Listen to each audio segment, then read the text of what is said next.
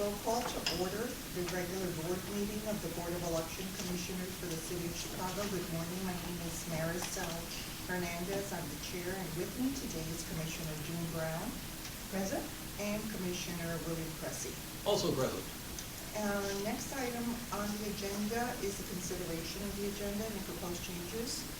If not, we will proceed with the approval of the regular board meeting minutes of May 9th, 2023. Is there a motion to approve? So moved by Commissioner Brown. Seconded by Commissioner Cressy.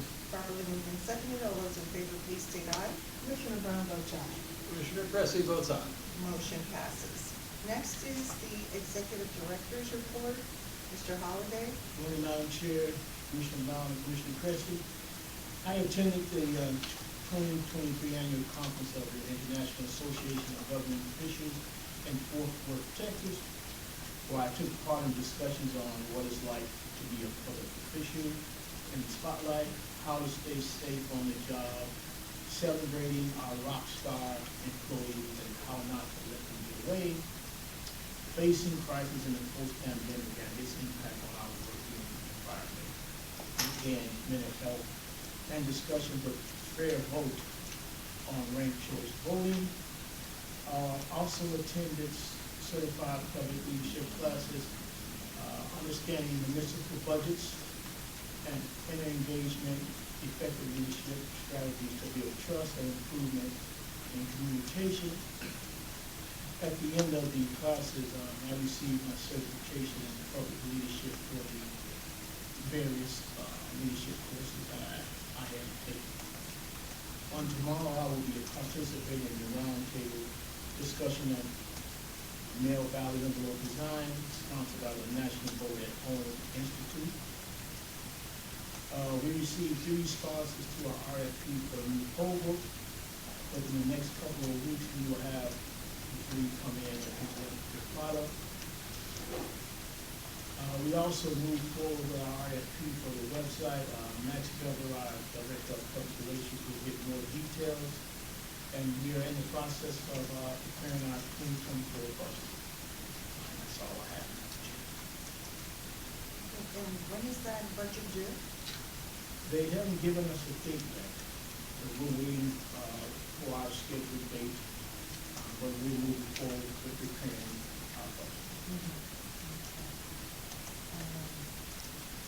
Are there any further questions?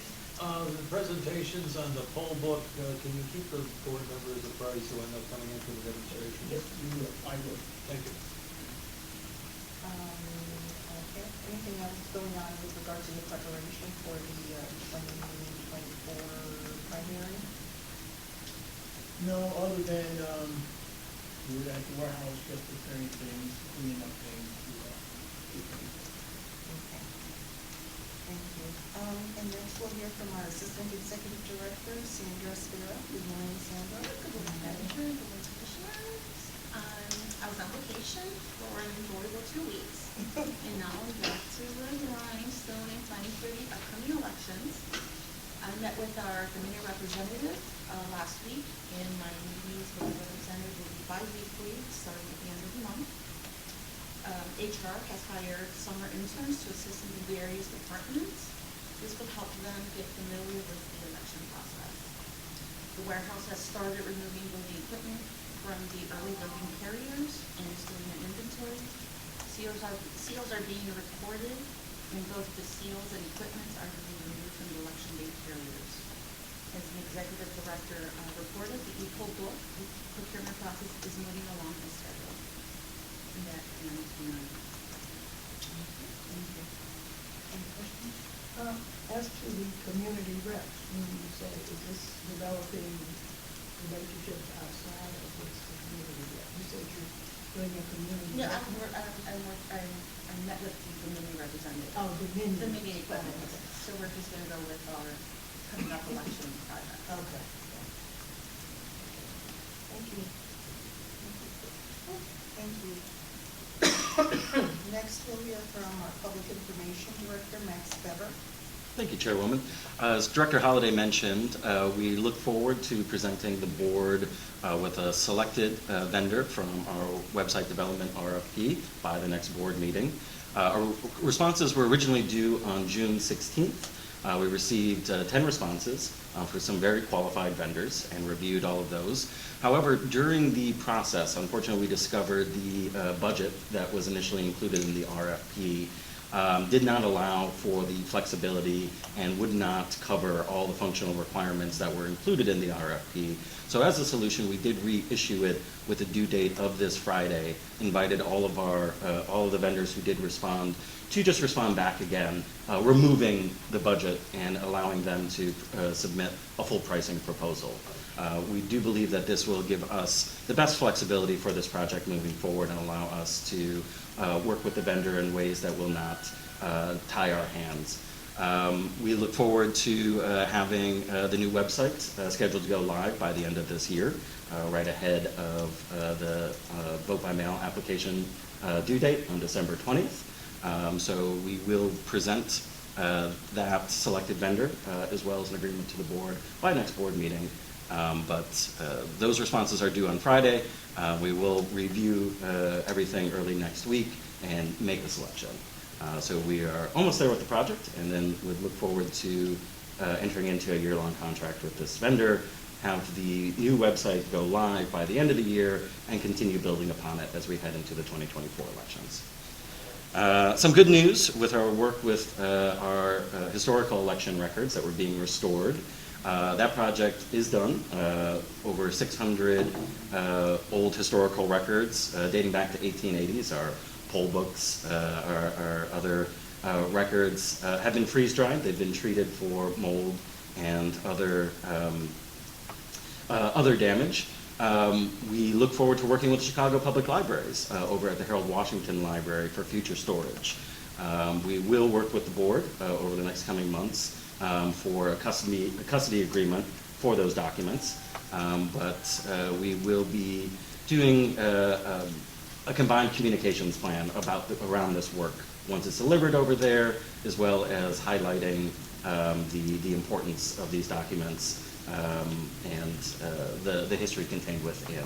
So there'll be more information in the coming months, but thankfully that project ended a bit early, and will be in the custody of public libraries sometime after Labor Day. Those were the two main updates from communications. What efforts have we made with community engagement? We are looking, I was just speaking with some of the folks that I owe some more work on, but we're looking for early fall of doing a voter engagement event, holding it over at the super site. It's been a decade, just over a decade since we've had the last one. We'd like to put together a program, invite community organizations, and get more feedback, do something similar to what we did in 2012. That is another project for the rest of this year. Okay. We just have to be careful about running into the preparations for the primary. Absolutely. I think once we just settle on a date, probably either early or mid-September, we'll work backwards from there.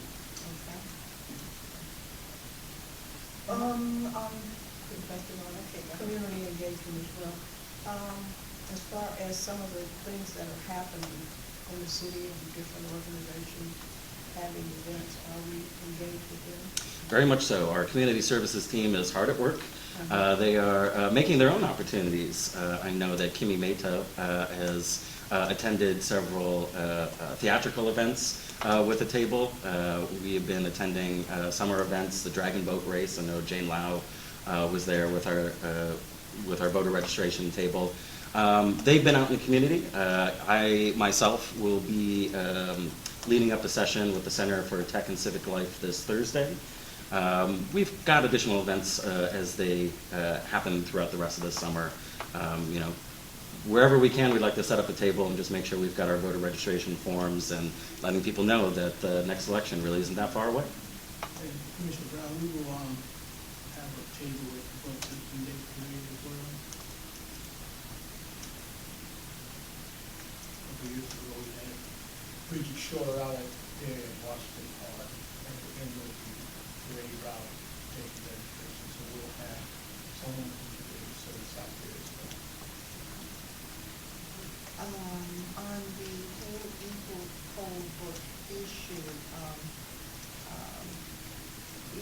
fact that we're not getting the amount we would like, is that going to compromise, what we're able to, how we're able to use the e-poll books? E-poll books or the website development I'm sorry, RFP? it was Yeah. the website that Yes, you the said. website development RFP. I think us on the website committee, we learned some lessons and how much things cost in 2023, and what I think, the voters of Chicago deserve for an updated website. So the initial budget that was included at 150, we just realized it was unreconcilable error that was included in there for all the functional requirements that were included. It was just wrong information that unfortunately was presented by me during the presentation that pointed towards flexibility, moving work to a future contract, adding in different, another budget or anything else. Unfortunately, the way that the RFP was written, that just did not allow for any flexibility. So as the proposed solution, we just removed that budget requirement entirely. We will judge all the RFPs and the pricing proposals accordingly on that. And that will allow us making sure that we are not surprised by any other future costs. On the website, is it envisioned that that will be in various languages as well? Absolutely. And part of the functional requirements is that we would have automatic translations on top of the ability to update those pages with our language team and our contractors. So we can improve upon it, but we would move beyond just having the 7 languages on our website and have the ability to have hundreds. Excellent, thank you. And the ADA requirements. That is also I think the most single important functional requirement of our RFP of website development is having a fully accessible and up to WCAG standards fully. And thankfully, from what we've seen out of the presentation so far and what we expect to come in on Friday, every vendor has been presented in getting us up to date for that. Right? Very good. Thank you. Anything else? If not, we'll proceed with old business, infrastructure projects and changes in election administration. I think we've heard about the poll books and other voting equipment. Are there any updates? Dominion is getting certification. Okay. Michelle, what was it? Louder, please. Certification. Dominion is in Springfield getting certification, some Okay. upgrades. And getting those updates certified by the state, Correct. and so we can move forward on updating our book. Correct. Thank you. And next item is legislation. Thank you, Madam Chair. The legislature is not in session. The next thing on the calendar currently is the veto session, which will start on October 24th. So they may have a special session before then, but right now that's the next thing on the calendar. Okay. And I assume we'll prepare for everything that's coming up in the veto session that we need to express our opinion on. Okay. New business. We have one item, which is telecommunications agreement with MCI Communication Services, doing business as Verizon Business Services. Who can just speak briefly to this? Madam Chair, I can speak briefly to it, and then our IT director is here if anybody has any questions about the technical aspects, because I don't speak that computer language. But this is a 3-month contract to replace the previous contract that has expired, but it's worked well for us at Verizon. These services are related to the transmission of our election results in various receiving stations and precincts. So it would be a term of 36 months. There's a one-time payment of $1,634.31, followed by a monthly charge of $13,956.49 for each of the 36 months. Any questions? Just to clarify, Council, this is for the services of, essentially, the services of transmitting the unofficial vote tallies from the precincts using cellular phone telephony, I think is the term. And we're not using the internet, and this is not the official numbers, these are the unofficial numbers, so that folks can get at least for most races, know the outcome by the time they go to bed that election night. No, That's- possibly. Possibly. Yeah, possibly. For a lot of the races, okay, No, but not all of them. it's very, yeah, it is a very important distinction that this is a transmission of the preliminary results, just so we can get as much as we can out to the public as quickly as we can. The official results remain untouched on the internet, on our machines, they're brought back to our offices, and the official tallies are done that way. And they're all backed up with paper ballots as well. Absolutely. Okay, thank you. If there are no further questions, is there a motion to authorize the board's executive director to execute a 36-month agreement with MCI Communication Services, DBA Verizon Business Services for telecommunication services at a cost not to exceed $504,067.95 over the full term of the 3-year contract? So moved by Commissioner Crescent. Seconded by Commissioner Brown. Properly moved and seconded. All those in favor, please state aye. Commissioner Crescent votes aye. Commissioner Brown votes aye. Motion passes. Thank you. Next is the legal report. Thank you, Madam Chair. Our law clerk, Abby King, has done the first draft of our election calendar for next year in pamphlet. Tricia and I are going to go over it with fine-tooth comb several times and make sure all those numbers come out accurate. So we hope to have that to present to you for the second board meeting here in July and get it out before the end of July, which will be ahead of our target date for August. It will probably not yet have signature requirement data that we received from the State Board of Elections and from the county clerk's office. The State Board of Elections, last I heard, is still planning for mid to late August to release their numbers. So we'll have to be determined in those columns, and we'll revise ours as soon as they come out with their numbers.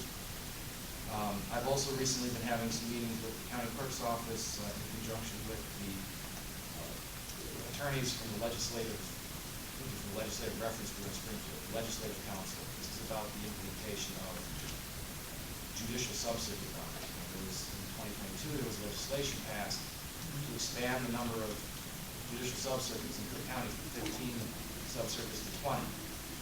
There's an issue as to when those new subcircuits are to be implemented. The statute says that they did not come into effect. There's actually 3 different bodies of law in Illinois that all have the same date, December 2024, for these new subsidies to come into effect, which obviously would be after the November 2024 election. However, we were approached by the Legislative Council saying that the legislature's intent was to fill those new subcircuits in November 2024, even though that's pretty clearly not what the statute says. We asked them if they could amend the statute. One of the problems is that, I previously mentioned, the next legislative session doesn't start until October 24th, which is more than halfway through the circulation period for those offices. So they really can't do a legislative change. So the clerk's office and myself, we are now in agreement that there's nothing for us to do but wait and see what the State Board of Elections does. The election code does place a duty on the State Board of Elections to certify which state and judicial offices will be up for election. So we just have to let that decision rest in their hands and we'll do what they say. And that's about it for the moment. Quick question, dealing again with the elected Chicago Public School Board. Yes. We're still waiting on action from Springfield on that, but supposedly November of next year that'll be included in the election, at least 10 of the seats? The legislation that was passed a few years ago, in 2022, does say that in November of 2024, we shall elect 10 of those seats, yes. In the most recent legislative session, they, for the second time, extended their deadline to actually create the districts. And their new self-imposed deadline is April 1st of next year, which is cutting it pretty close for us. Now, our team is standing by, ready to go on it, but we've been waiting for a while now. So the legislation does still impose upon themselves a deadline of April 1st to draw the districts, all of the districts, and then we will fill 10 of them in the election in November. Yes. So is our upcoming calendar going to anticipate a filing for those, or obviously there's no primary for these seats, so, but the election will be in November. Do we know when we can file petitions? At this moment, they would be included in the regular filing period for the independent and nonpartisan candidates that file in the summer of 2024 for the November ballot. These offices are not included in the March primary, so there's no filing timeline, because these are nonpartisan offices. So there's no filing for the March primary. So our calendar will anticipate that those offices, new school board offices, will be included with that standard filing period for independents and nonpartisans. However, there has been some talk that they might do a special filing period because of the delay in the districts. That hasn't happened yet, so we're going to move forward with the status quo, and if we have to revise our handbook, we will. Okay, very good, thank you. It's always something moving around. Election law. So that is my view. If there are no further questions, I will continue on with the agenda. We have no financial report today. Next item is public comment, and we have a request from Helene Gableman from the League of Women Voters of Chicago. Good morning. Good morning. It's nice to see all of you in person. Likewise. Although it certainly was convenient to see see all of you on Can we Zoom. get some legislation on that? I just had a very brief report in terms of telling you something that League is doing. Excuse me, at our annual meeting in June, League of Women Voters of Chicago members voted in support of ranked choice voting method for the nonpartisan municipal elections in the city of Chicago. This change could encourage participation and eliminate the need and costs to the board and candidates for a runoff election in April, just 6 weeks after the February election. With ranked choice voting, voters can cast their ballot for their favorite candidate, knowing that if that candidate performs poorly, their vote counts towards their designated backups. Early and election day voters would not have to consult polls and candidate withdrawals to determine which candidates are viable enough to be worthy of a vote. As a result, ranked choice voting can eliminate quote-unquote wasted vote and strategic voting. We will be working in coalition with Fair Vote, Reform for Illinois, and other appropriate entities to support placing a referendum on the Chicago ballot for the March 24 primary to make this change for the 2027 municipal election. So the League of Women Voters is not taking a position on anything other than the Just on the municipal? Chicago, just on the municipal. If it were statewide, it would be League of Women Voters of Illinois that would take this position. Right now, the position is permissive, but not necessarily support. Okay. Okay, thank you. Thank you. Any other public comment? No. Request for If not, Mr. Lester, is there a need for executive session today? Okay, if that's the case, then I would entertain a motion for, to adjourn. So moved by Commissioner Brown. Seconded by Commissioner Cressy. Properly moved and seconded, all those in favor, please state aye. Commissioner Brown votes aye. Commissioner Cressy votes aye. Thank you, we are adjourned.